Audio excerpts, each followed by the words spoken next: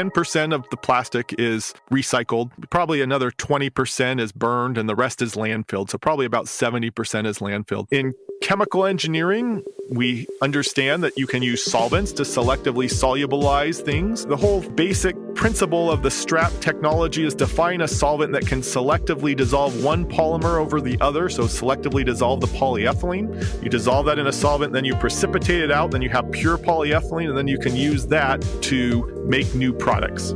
Then you have a fairly pure, uncolored, white plastic that you can use for different applications, very similar applications we think that you could use for the virgin plastic as well. The secret of the technology is making sure you recover as much as that solvent as possible. So you want to be able to recover 99.99% of that solvent and make sure none of it gets out into the environment. So if you can process 3,000 tons of plastics a year, we think you can be cost competitive with making virgin plastics as you go larger, 10,000, 15,000 tons a year. Everybody is excited about plastic recycling. At some point, people need to commit the resources to actually do that and actually build some of these plants.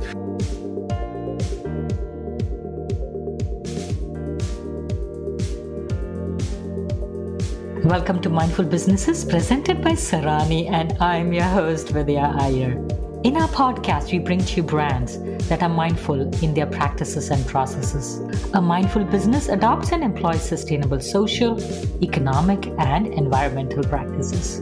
We chatted with George Huber, the Executive Director of Chemical, Upcycling, and Waste Plastics, about his research and work on recycling plastics. He has been working in this area for about 16 plus years to find a solution to recycle plastic in a way that is scalable, economically viable, and retains the properties of virgin plastic.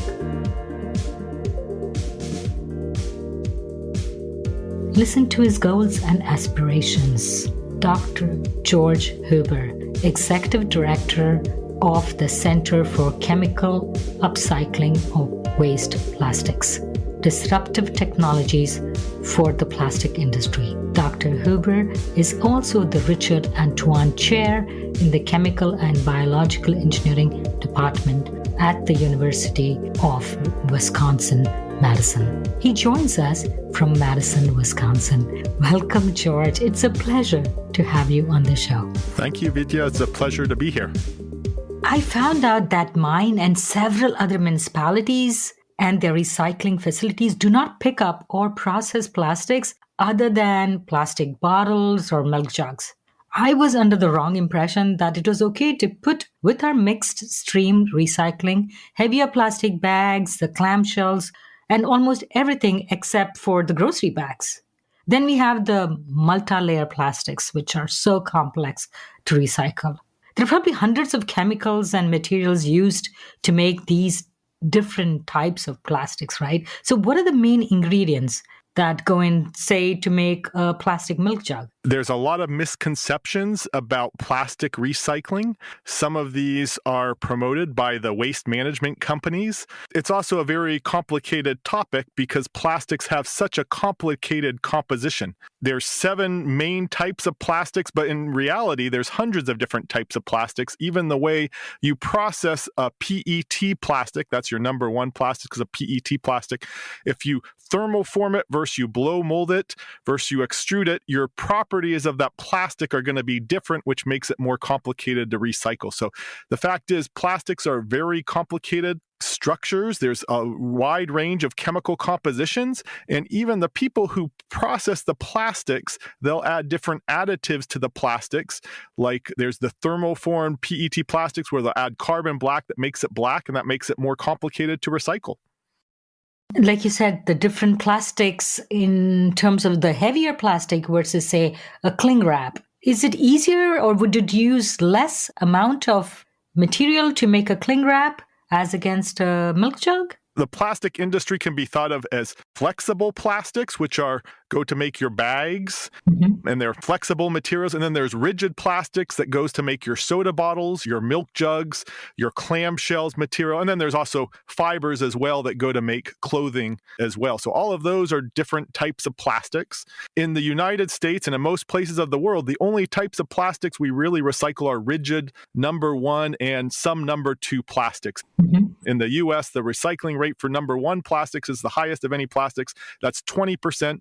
The second highest plastic, and that's really rigid HDPE plastics, preferably in the bottle form. The thermal forms are harder to recycle. All of those are rigid number 1 plastics. The number 2 plastics, which is milk jugs, number HDPE, that has about 10% in the US. Overall, it's about 10% of plastics that are recycled. Your films, the recycling facilities in the US, they're called material recovery facilities, or MRFs, can't handle flexible packages. They clog up the machinery, so they'll pull those off and throw those away. Those will go to landfill.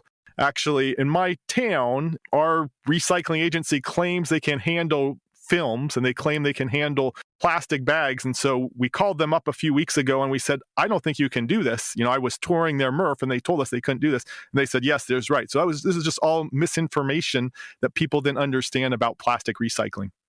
Wow. And that's the same impression that I had in my city too. I was under the impression like some of these plastics were okay to be put and the MRFs could sort it. And the MRFs are basically an outcome of our single stream recycling, right?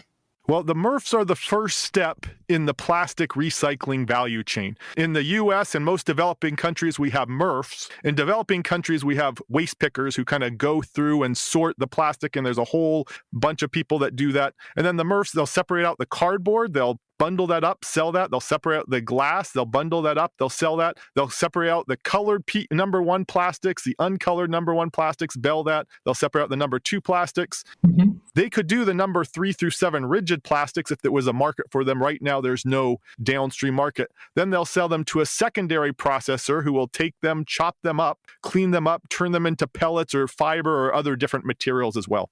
So it's a very kind of complicated value chain.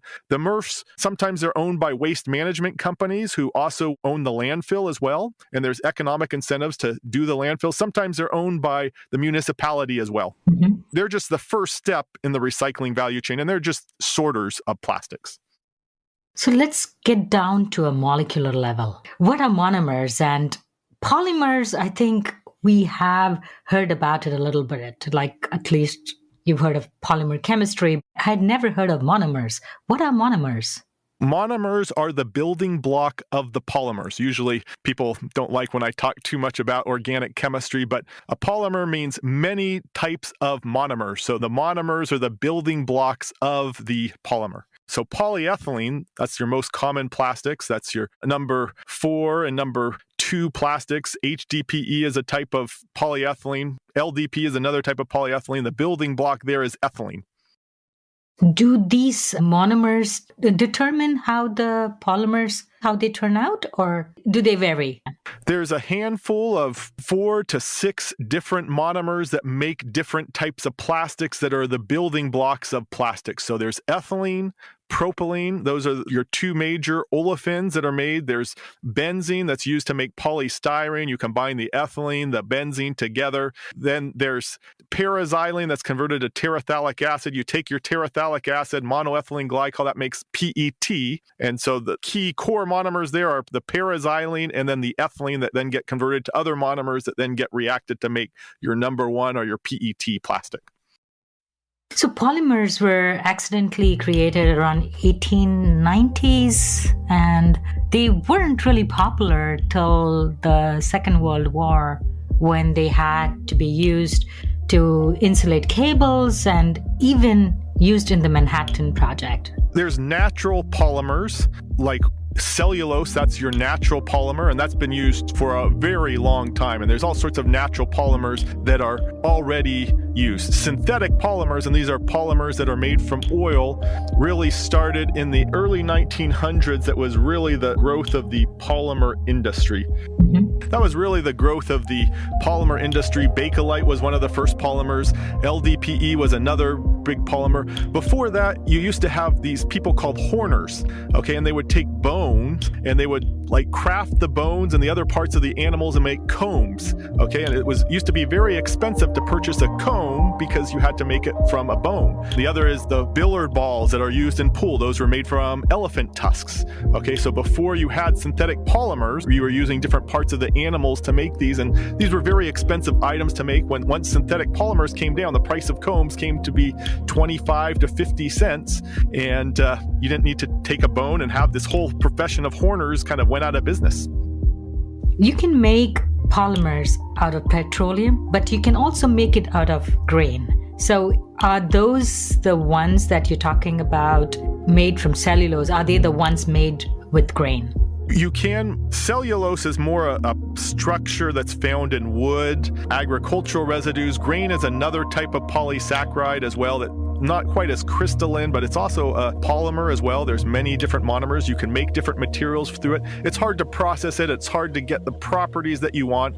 Those are natural polymers. There's other types of polymers that are on the market that are made from plant biomass. One is called polylactic acid, or PLA. That's made from corn grade. That's a compostable polymer. It's hard to make bags from it, but you can make more rigid materials like a fork, other things like that. And it's growing in market size, but most of the synthetic polymers that we use today are made from oil or natural gas.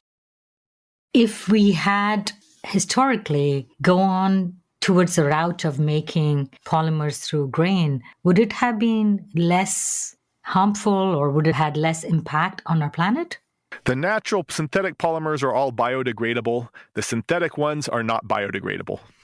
As simple as that. There is a whole area of research that is trying to make, and I'm working in this area as well, that's trying to make synthetic polymers that are biodegradable.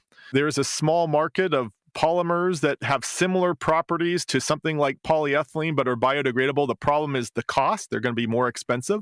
And then the problem is getting the same properties that you have with polyethylene, these synthetic polymers, and those polymers are established. That's a large research area that we're actively research on, is try and make new types of polymers that can have the same properties as polyethylene, be low cost, and be biodegradable.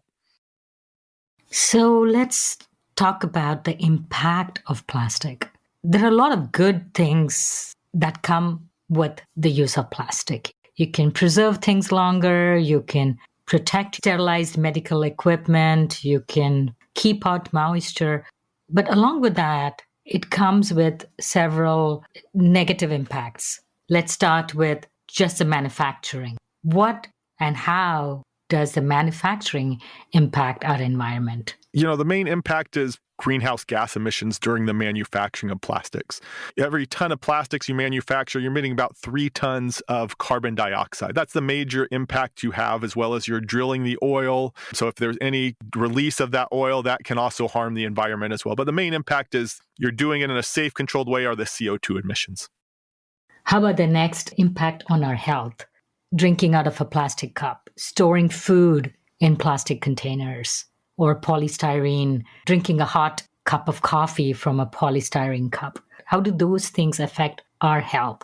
Yeah, most plastics don't have any impact on human health and are very safe, be used for food applications. Before any polymer is used in the U.S., for food applications, it has to be approved by the FDA. There is concerns with different fluorinated polymers that they can cause some health effects. And, there's some discussion about getting those banned. That's kind of some of the papers that have these wax on it. That's a little bit like the Teflon. And some of those can have some negative health impacts if they leach out from the plastics. If whatever additive you add to the plastic leaches out and gets into your food, that could cause concern. And it could leach out even when it's in a stable state, not heated. That's right. The leaching could happen over slow time. So, the people who work with food processing plastics, I'm not one of them, but they have to be very aware of this and they have to be very concerned about it. Make sure that's not going to happen. The FDA has to give them that approval in the US. And the partners on our planet are the animal life, the wildlife who live on this planet with us. How does it affect them? The bad thing about plastics is they can easily leak into the environment. Mm-hmm. Even in the US, which has a very modern waste management system, it's been estimated that 1 to 2 million tons of plastic leak into the environment. And every part of plastic that leaks into the environment will end up in the ocean. And so most ocean wildlife end up ingesting these plastic and have large amounts of plastic inside them. We don't know what that's going to do to the ecology in the ocean. There's been studies that actually have seen that there's gas phase microparticles in the air of plastic that people are breathing, and it will accumulate and stay in the environment for thousands of years. There's degradation mechanisms. It'll fall apart, kind of go small. And even in your clothing, when you wash your clothing, and I guess in some of the fibers, it can fall apart and form microplastic that can get into the environment. Mm-hmm. In less developed countries where you don't have modern waste management facilities, then you're going to have even larger volumes of waste plastic that's going to end up in the ocean. So you've been a global traveler, presenting your research, talking to different governments, and collaborating maybe with other researchers too. So talk about your experience and what you saw when you traveled to, say, Germany or, say, Mexico or India. My first experience traveling internationally was when I was 19 years old. I did a mission for my church, and I lived in Guatemala. And I just remember driving to the countryside, and it's just getting dirtier and dirtier. It's a beautiful country, Guatemala, but there was plastic bags spread out everywhere. We would burn our own trash because there was no trash collection service. So it was kind of crazy that plastic just everywhere, and there was no infrastructure to manage the waste and think about what to do with that. Mm-hmm. My family and we lived in China one summer.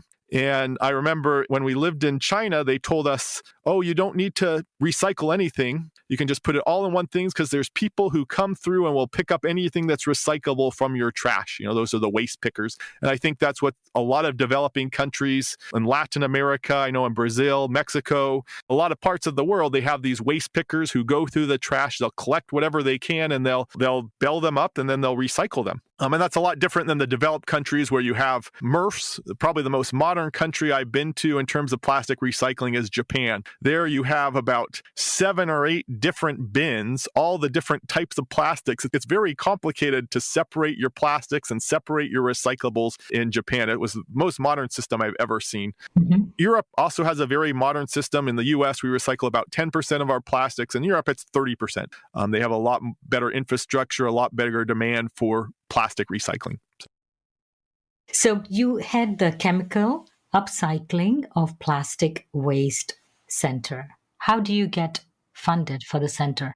This is a center that's primarily funded through the U.S. Department of Energy. So it's a competitive center. It involves 2 other universities in the U.S., 1 in Canada, several in Mexico. They wanted this to be a North American center. So, the challenges for plastic recycling in Mexico and in the U.S. are a little bit different because of the way they manage the waste. We have about 16 different companies in all parts of the value chain that are involved with the center, providing us very important recycling advice and making sure we're doing the research that we need to. We have several graduate students who support, who are actually doing the work are the graduate students and postdocs, scholars that we have in our center.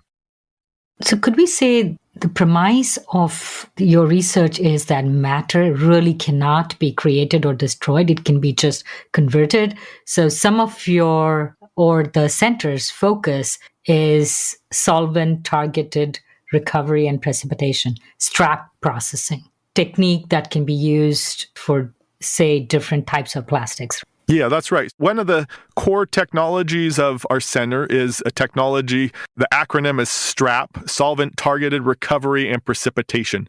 So the challenge with a lot of plastics is that they're mixtures of different types that can't be recycled together. So you can imagine polyethylene, polypropylene, PET, maybe EVOH. Mm-hmm. In chemical engineering, we understand that you can use solvents to selectively solubilize things. The whole basic principle of the STRAP technology is to find a solvent that can selectively dissolve one polymer over the other, so selectively dissolve the polyethylene. You dissolve that in a solvent, then you precipitate it out, then you have pure polyethylene, and then you can use that to make new products. So when you get polyethylene through this process, is it as pure as the virgin one you would get? Yes, it's chemically identical to the virgin polymer. It has very similar properties to the virgin polyethylene. The companies we're working with, they're very excited about this technology. They say, yeah, just give us ton quantities of this and then we'll test it in our products. How expensive is it? Is it cost effective than going out and just buying new plastic? Yeah, it depends on the scale you operate the technology at. With all chemical processes, the larger the scale, the more economical it becomes. So if you can process 3,000 tons of plastics a year, we think you can be cost competitive with making virgin plastics. As you go larger, 10,000, 15,000 tons a year, you can make it cheaper than the virgin plastics. We do the basic experiments in the lab. So we have a team of graduate students doing the experiments in the lab and sticking in plastics and different solvents.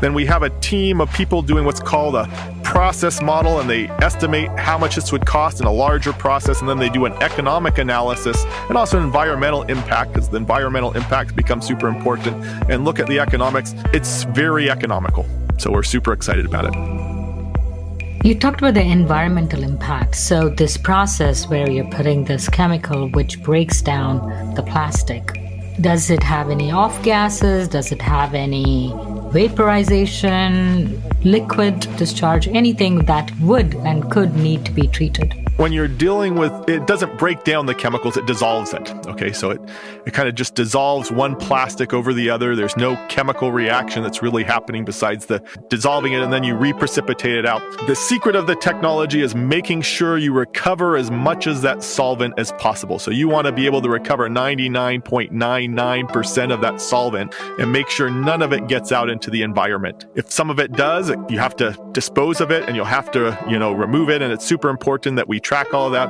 At least in our models, we assume that we can do that. We're trying to build a larger machine and demonstrate the technology at a larger scale and demonstrate that approach. So far with our models, everything looks very promising. The other environmental impact is the greenhouse gas emissions. The greenhouse gas emissions are 10 to 25% the greenhouse gas emissions of making the virgin plastic. So it has a lot lower greenhouse gas emissions compared to making the virgin plastic. I'm just trying to understand. So you have this multi-layer plastic, right? Which is, say, a bag of chips. So you found a solvent which will dissolve all the layers regardless, because each layer is made of a different kind of plastic. Yeah. So the multi-layer plastics become super complicated. A lot of the plastics that you find in the food packaging industry, also with medicine, are multi-layer package. And they'll put several layers together to get the properties they want. So they'll add an EVOH layer. That's what's called a barrier layer. So that prevents water and oxygen, helps your food last longer. They'll provide the PET that gives you some rigidity. They'll provide the polyethylene as kind of like a binder, and then you can put the inks on it.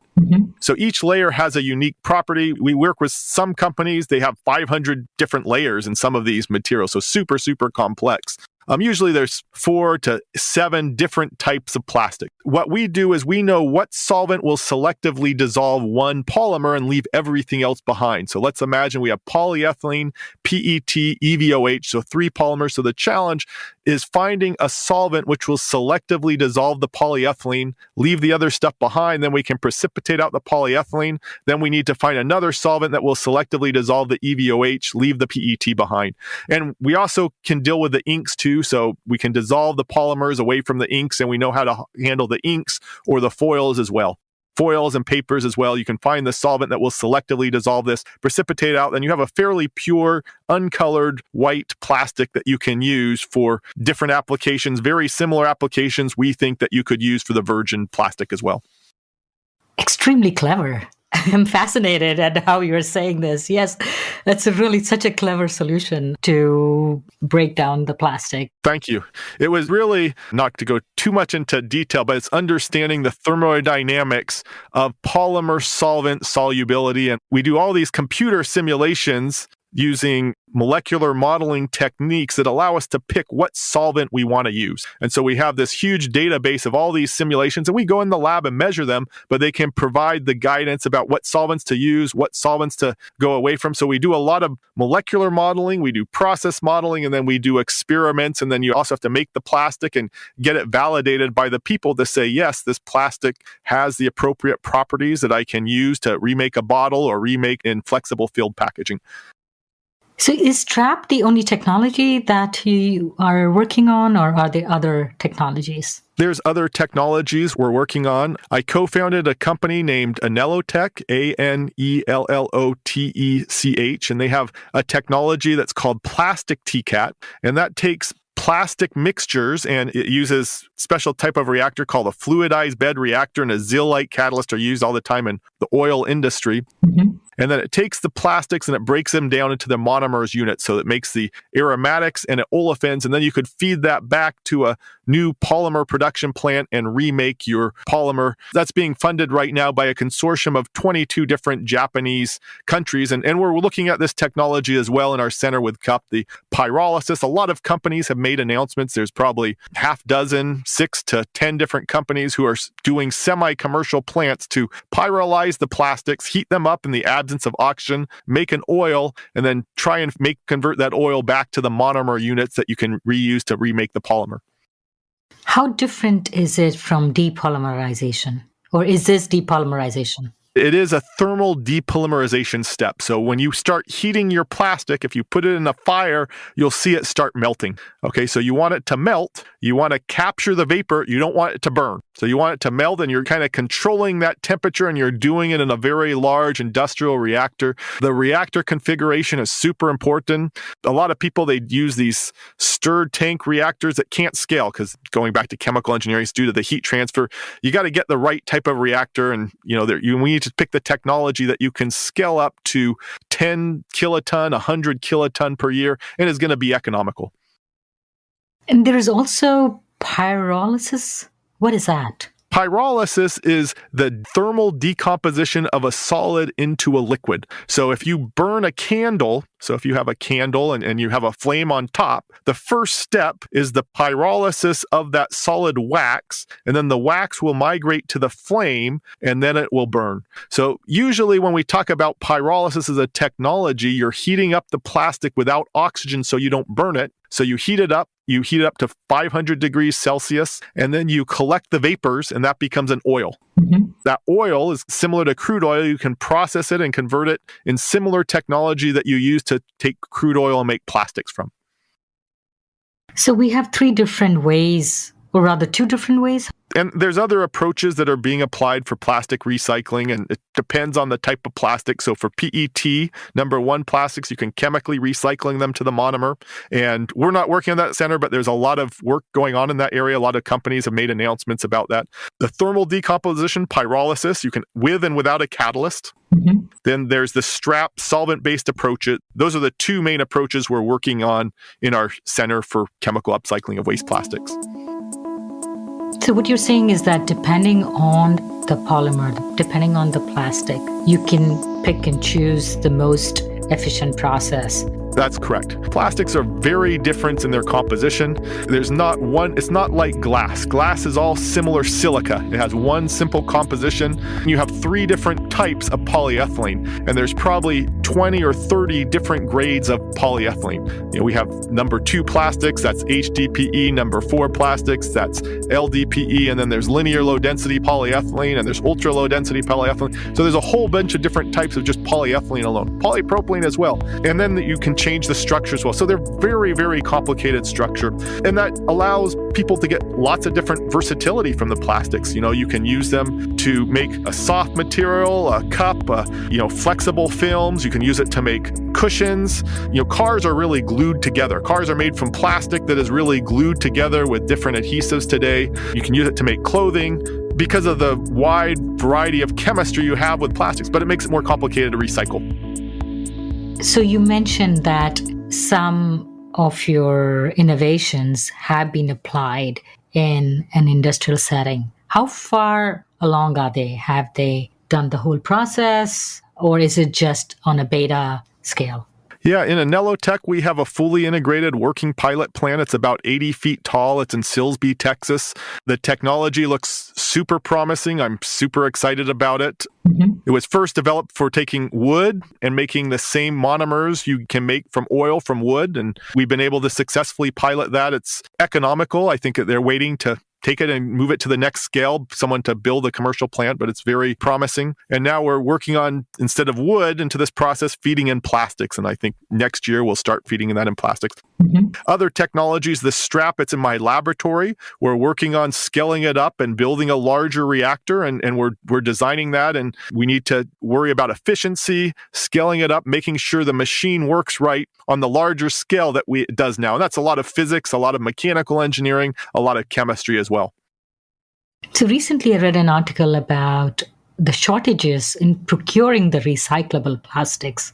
Where will these applications, where will these industries who will take your innovations, where will they get the recyclable plastic if it's all contaminated, or the MRFs won't take the MRFs will have to upgrade their infrastructure to be able to collect that. In the developed countries, you'll be using MRFs. In the more developing countries, you'll be using waste pickers, and they'll be able to collect the plastic bags. The reason why we don't collect plastic bags right now and flexible plastics is because they have no value and that technology isn't developed. You can use the plastic bags to make things like asphalt, which has a very low value, about $40 a ton. You'd really like to use it in applications that has $1,000 a ton. You can always make things like lumber and construction material from these recycled material. That's what a lot of number 2 plastic is used to make lumber and recycled material. But the challenge is getting it to more and more higher value applications and use more of the plastics for that. So why don't we go along the way that Japan does, sorting it in 7 different bins or 8 different bins? And is it just public adoption and education? I think in the US, we're probably too lazy to do what Japan does. I don't think we're as environmentally conscious as them. And so I think we rely on the MRFs to be able to recycle them. And the more complicated it is, the more manpower you need to be able to pull out all those contaminants and make different things. And I think also in the US, we have a lot more land than they do in Japan, so we can landfill more of the plastics, and there's not that economic incentive to do that. There was the Chinese Sword Act that happened a few years ago. And before that, a lot of these MRFs were selling their recycled plastics to China, so they were shipping it to China, and then they would pull it out and recycle it. It's been one of the most important legislations with plastic recycling was when China decided to accept that. And I think all countries need to really figure out what they're going to do with their waste and have technology in place to be able to recycle that and reuse that plastic. If your technology is applied, it's successful, it scales, how many tons of plastic do you think you can save from going into the landfills or being burnt? I hope we can get to 80-90% of plastics, being able to recycle 80 to 90% of plastics. How much is recycled right now, and what happens to the ones that are not recycled? In the US, 10% of the plastic is recycled. Probably another 20% is burned, and the rest is landfilled. So probably about 70% is landfilled. In Europe, 30% is recycled, probably 10% is landfilled, and 60% is burned. Now, burning the plastic creates more CO2 emissions. So if you're concerned about that, that's a bad thing for CO2 emissions. So, we need to get those numbers 70, 80, 90%. Do you have a patent on your technology? We have a pending patent application, yes. So these are research papers, right? You're publishing them in peer-reviewed journals. Yes. So most of your technology is disclosed there. Yeah, no, everything we do is in the public domain. Our funding is through the U.S. Department of Energy. We have 16 companies that are involved with us, and we're providing all this information to them. And they're actually providing a lot of good feedback about how we need to improve the technology and take it to the next level, take it to the next scale. Everybody is excited about plastic recycling. At some point, people need to commit the resources to actually do that and actually build some of these plants. And these are expensive technologies, hundreds of millions of dollars to actually do them efficiently, and you have to develop the infrastructure. So there's huge challenges as well. I understand that you would like to patent it, but would you allow people to use your patent for free? Like, say, I think Tesla did that. Well, I work for the university. Once I patent something, I don't own it. They own it. I'd be glad to work with other people who are interested in this technology, and we have lots of other collaborators as well. I think you do need intellectual property if you do want people to invest in the technologies, and they have to be assured as well that their investment is going to be protected as well. But we're publishing in the public domain. We go to conferences, we present our work, and we have lots of collaborators in Mexico and in other parts of the world that we're working with. The reason I asked is the problem is so big, and fewer constraints we place, fewer barriers we have to making the solution as widespread as possible and get as many creative people together to solve this. That is the best for us and for the planet. I 100% agree. It's been, with CUWP, we have a lot of competing companies that are competitors in the marketplace and do that, and we're trying to bring them together to talk about challenges. So we have no IP agreements that they have to sign. So it makes it all easier for them. I thought if I have to make IP agreements for each company, there's no way any company you can't get 3 companies to agree on any one single IP agreement. So everything we're doing with our board is just providing them with public information and trying to get them the most technically accurate information. I think it's easy to have technically incorrect information in plastic recycling, and that would lead to a lot of wrong decisions in this field. When you talked about CUWP, it's the Chemical Upcycling and Plastic Waste Center that you lead, right? That's right. Yeah. Is that center involved in policy making? Because so much of this, since you said you need hundreds of millions of dollars, you do need governmental support, like you see in Europe, right? The government is so involved in environmental policy. We evaluate policy, we look at that, and we have whole supply chain models that say under this scenario, you're going to get this outcome. Under this scenario, you're going to get this outcome. And we do make some recommendations about policy. It becomes super important right now. There's a lot of talk about extended packaging responsibility and making the people who produce the package responsible on the back end to figure out what happens once it's produced. Mm-hmm. So we do evaluate that, we do look at that, but the core focus of CUWP really is about the technology part. With any developing technology, you need to understand there's a technology aspect, there's an economic aspect, how much is it going to cost, and then there's a political aspect. And all three you have to evaluate and you have to understand for them to actually happen. Mm-hmm. We do have policymakers that are on our board. We have our local waste management company, and our local waste management municipality is involved with us, and they do provide us with recommendations and guidance. And it's interesting to see, plastic recycling from their viewpoint and what they're dealing with. There are various ways to tackle the problem, right? One is just reduce the use of virgin plastics with some of the solutions that you offer. Then find alternatives like the biomass plastics, or completely steer away from single-use plastics. Yeah, I think, you want to reduce, reuse, and recycle as much as you can. But the practical solution is our society is not reducing plastics. Plastics are increasing because they're such a low-cost, versatile material. They have so many applications. With food packaging, there's a lot of energy that goes to make food. We have a huge problem in the U.S. with food spoilage, food spoiling, and the issue is the storage of it. We don't store it well, so if you can put it in smaller quantities, store it better, your food will last longer. So from the food aspect angle and the greenhouse gas emissions emitted with food, plastics could actually benefit that. But we have to figure out how to recycle those plastic packaging material and the materials that are used there. Another aspect of what we're talking about is reduction in the use of petroleum in our cars and other applications. So do you think with this reduction, I'm not talking like today, tomorrow, but in the future, more plastics will be created because they have all this petroleum investments in refining and refineries?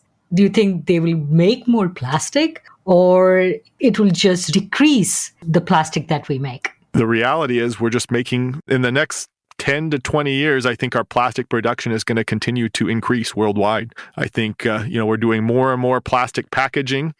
People are going more and more to convenience stores to buy kind of smaller items of food and stuff like that. And that's smaller packaging where you're using more packaging in your food application. And we're finding applications for plastics that are replacing more glass and aluminum and things like that. So I think we have to figure out a better way to recycle the plastics that we're using. And I think we also need to work more closely with people who are making these plastic packaging to make sure they're adding additives to the plastics that aren't going to stop us from being able to recycle it. Mm-hmm. So one of the things they'll add to a lot of these films is PVC. If you have a small amount of PVC in your PET or your number one plastics, that screws up all of your plastic recycling. And why are they adding that? That's not a good thing to add. Some people who make plastic bags, they'll add these metal oxides that will help it degrade better. So if you're in Mexico, they have a big problem in Mexico City of the plastic bags clogging up the sewage pipes.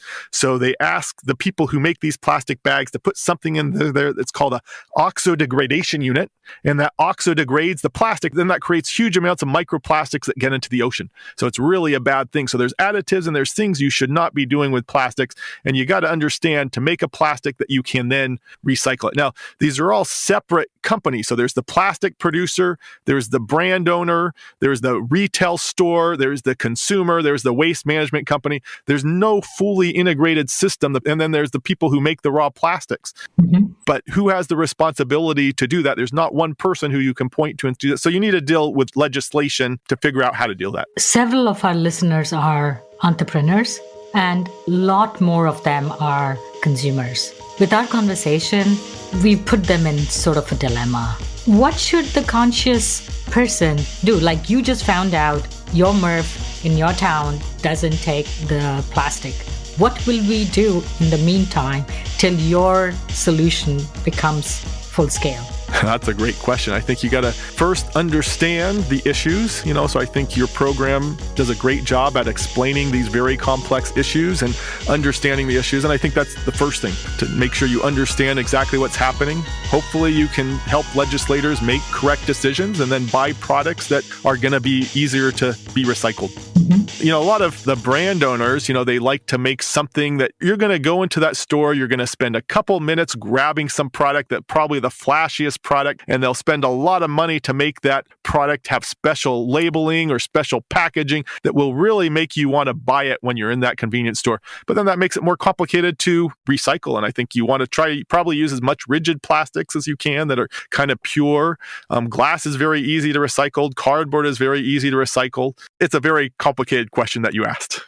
If you had to pick 2 goals for your center, what would they be? And how long do you think it will take to achieve those goals? The first goal that we have is to demonstrate STRAP on a larger scale. So right now we're designing a system to be able to make kilogram quantities of recycled plastics and really test it out in a continuous scale. And then we'd like to start thinking about how we can commercialize the technology. We hope by next year we'll have built and demonstrated the continuous production of our STRAP technology. And once we have samples, we can start thinking about spinning it off and commercializing the technology. So that would be my number one goal. Mm-hmm. The other goal is to provide accurate information, technical information to all these companies who are working on plastic recycling so they make the correct decision about these technologies. It's very challenging to develop new technologies. I've been around working and making new technologies for 16, 17 years, and I've seen a lot of companies go through a lot of money and lose it. I've seen companies make all these announcements, they'll go public, and then their plant they built, their machines they built don't work. So we want to make sure we provide accurate technical information so that when they do get built, they'll work and understand the key scientific technical issues, how to deal with them. Wishing you all the best. George, thank you so much for coming on Mindful Businesses. Hey, Vidya, it was a pleasure to be here, and thank you for having me. You're listening to Mindful Businesses, hosted and produced by Vidya Iyer. We would love to hear from you. Send a voice note with your questions or comments to info@mindfulbusinessespodcast.com. Subscribe, rate, and review us on Apple Podcast. If you learned a thing or two from this episode, share it with one friend. We recorded this podcast in Lafayette, Indiana. Theme music was composed by Tatum Gale. Our marketing assistant is Caitlin Milligan. Our advisors are Jim Stone and Anupama Bastrija. This is Vidya Iyer with Mindful Businesses.